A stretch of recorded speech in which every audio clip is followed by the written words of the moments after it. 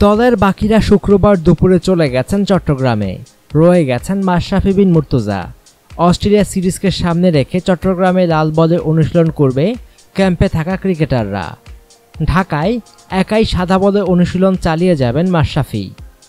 ঢাকায় শেষ কদিনের অনুশীলন থেকে ছুটি পেয়েছিলেন মাশরাফি।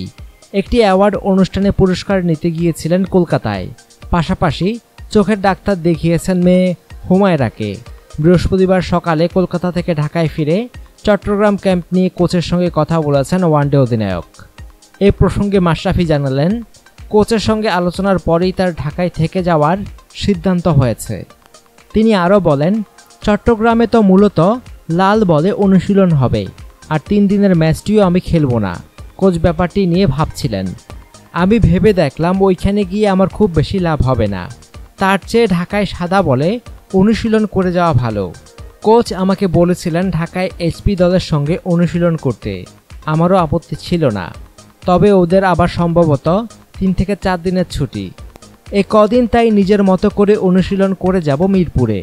মাশরাফির পাশাপাশি চট্টগ্রামের ক্যাম্পে অসুস্থতার জন্য থাকছেন না উইকেটকিপার ব্যাটসম্যান এনামুল হক। আগের ঘোষিত প্রাথমিক দল থেকে থাকছেন না সাইফুদ্দিন, মোক্তার আলী ও আবুল হাসান। তবে নতুন করে যোগ হয়েছেন 2 তরুণ অফ স্পিনার সঞ্জিত সাহা ও Nayeem Hasan. Australian off spinner Nathan লায়নকে মাথায় রেখে প্রস্তুতি ম্যাচের জন্য নেওয়া হয়েছে এই দুজনকে।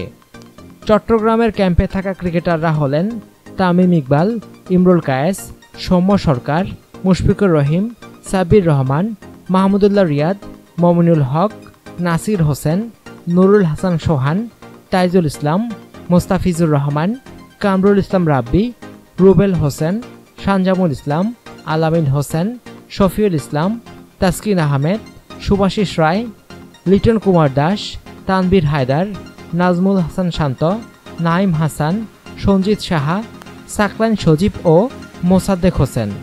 তবে একেবারে শেষ মুহূর্তে চোখের ইনজুরির কারণে ক্যাম্পের সাথে যোগ দেননি মোসাদ্দেক হোসেন।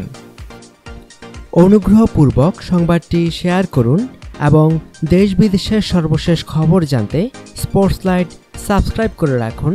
ধন্যবাদ।